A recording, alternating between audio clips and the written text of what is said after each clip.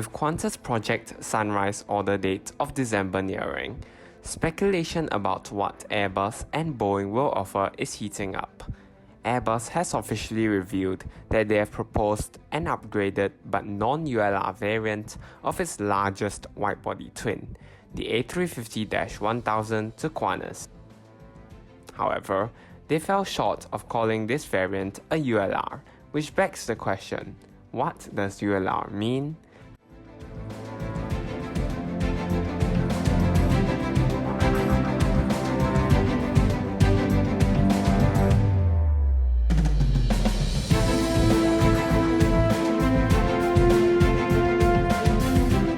Before we start, as ever, a reminder if you have not done so, to check out the Airplane Productions Instagram page by clicking a link in the description below. Check out the page for all the future, latest and greatest aviation news updates. Also, there will be more aviation analysis and comparisons on the Airplane Productions channel, so definitely stay tuned as well.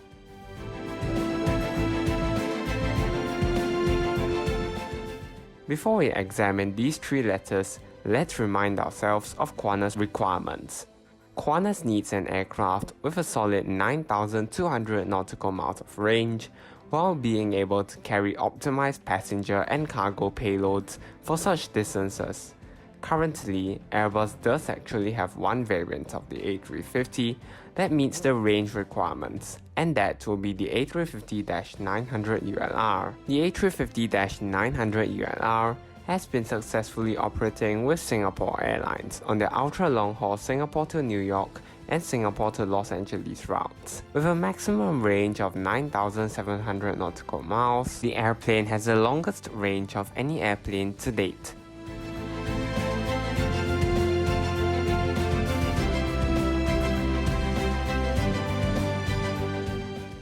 However, the A350-900 is unable to carry the passenger payloads Qantas is looking for.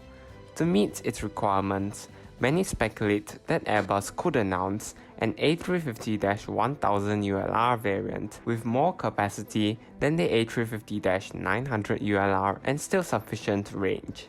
The idea first emerged when Dr. Kiran Rao announced that Airbus was studying more variants of its A350-1000 during an Innovation Day event in 2015. Such a modification would fit into Qantas' Project Sunrise requirements perfectly.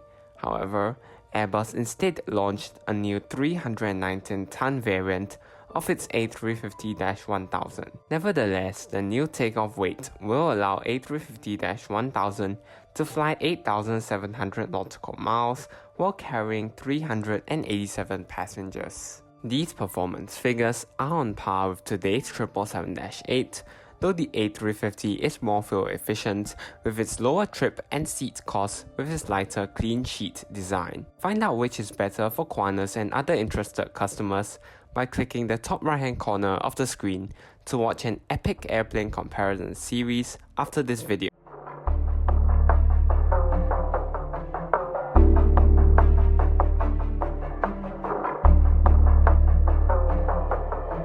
So what is this new proposed upgrade of the A350-1000?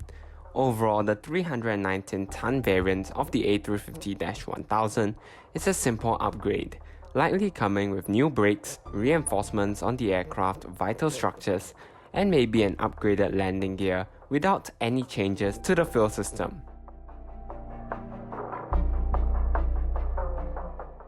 Airbus stopped short of calling this A350 derivative a ULR variant, even though it will likely have similar performances to a rumoured A350-1000ULR.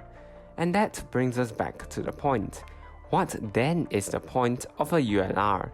And what is Airbus's definition of this term? How would a ULR be different from a standard upgrade of the A350-1000? Quickly let me add that this video may be in an objective tone, and the performance figures and claims used are highly based on my speculation. However, I humbly claim that my speculations are based on logical reasoning. Hence, without further ado, let's kick off this analysis to find out. To find out what is the difference that a ULR package might bring for the -1000, Let's firstly study the main differences that ULR brings on the 900.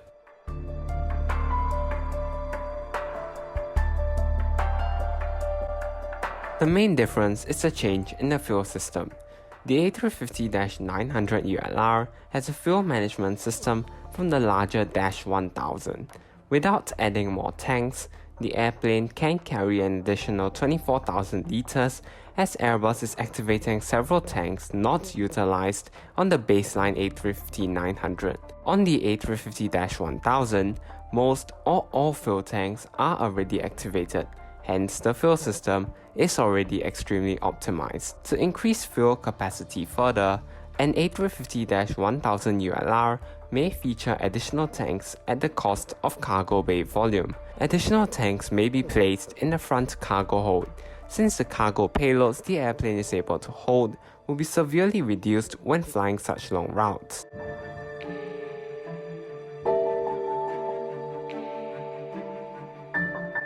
Singapore Airlines, for example, deactivated the front cargo hold on the ULR, as they are unable to carry additional cargo beyond the baggage of onboard passengers. Beyond additional fuel tanks, the fuel tanks in the current airplane could also be upgraded to allow them to carry more fuel within the same amount of space. This can be seen on Airbus's new A321XLR, where the new standard permanent fuel tank carries the same volume of fuel that 4 auxiliary tanks carry, while taking the space of only 2 and weighing only 1.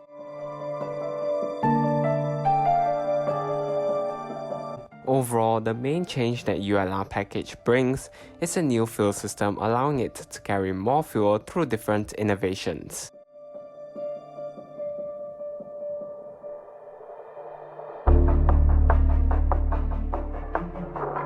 The second change to ULR airplanes is a cabin optimized for ultra-long routes.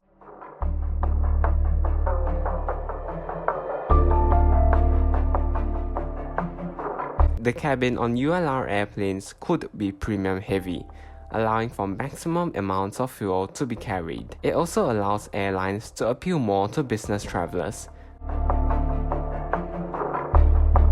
Referencing to Singapore's ULR, as earlier mentioned, the airplane carries only 161 premium paying passengers, split across 67 business and 94 premium economy seats. With lower payloads, more fuel can be carried.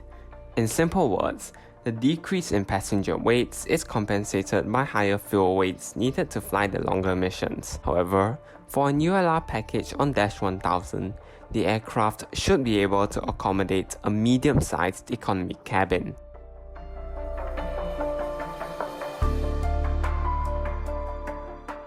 Qantas, for example, a prospective buyer of the extended range A350-1000, wants an airplane not only capable of the range, but fly them while holding at least 300 passengers in a 4-class layout. Hence, even though a ULR package could bring bigger premium cabins proportionate to the usable area in the fuselage, it will still have to have enough space for economy passengers as well.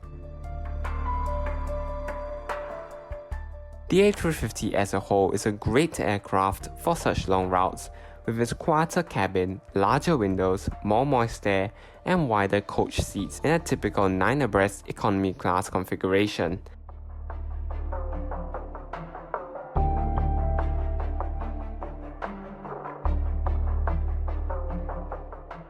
Having flown on it many times, I can honestly say it sets new standards in passenger comfort and ambience. By the way, if you're interested in seeing the A350 cabin for yourself, do consider checking out my second channel, the Aviation Flyer channel on YouTube, for more great flight reviews, wing shots, and plane spotting on the way.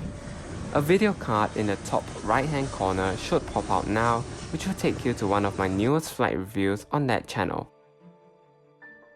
All in all, increasing the range of any A350-1000 will require fuel seats in a less dense configuration. So, the cabin and fuel system on ULR is changed for, as the name would suggest, ultra-long haul routes. However, The big benefit about Airbus ULR is commonality with the standard A350 models. Pilots benefit from the same type ratings, while most, if not all airframe parts are common. This means that airlines can operate both within their fleet easily. It is also worth noting that a ULR model can be converted back to a standard A350 easily. Singapore Airlines, for example, has the option to add more seats on their ULR airplanes and reactivate the forward cargo hold to fly the ULR on their mainline routes. On the exact opposite, an airline currently flying A350-900 airplanes can also convert their future orders to the ULR within short notice. After all, both airplanes are assembled on the same production line. The only difference that ULR brings is additional time required for turnarounds. Due to the larger fuel tank, the A350-900 ULR, for example, requires an additional 22 minutes to turn around, on top of the standard A350-900 61.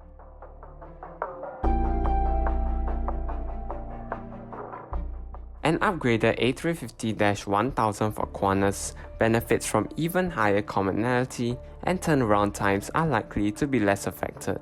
On a quick note, the new 319-ton variant of A350-1000 could actually become the baseline for all new A350-1000s beyond 2022. Airbus already plans to increase the takeoff weight of standard A350-900 airplanes to the ULR specification of 280 tons, while engine improvements and aerodynamic improvements will also be applied beyond 2020. Airbus could do the same with the A350-1000, increasing the takeoff weight from today's 311 tons to 319 tons for all future new A350-1000 airplanes built.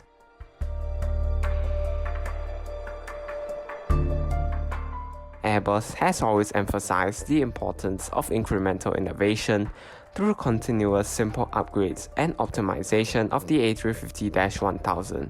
Airbus is finally now able to offer an aircraft with ideal performances that matches Qantas' needs. But what then is a ULR? Well, to sum up, in my opinion, I think Airbus defines this term as something which implies additional fuel capacity. As the A350-1000 319 ton has the exact same fuel volume sufficient for Qantas, it probably doesn't classify as a ULR.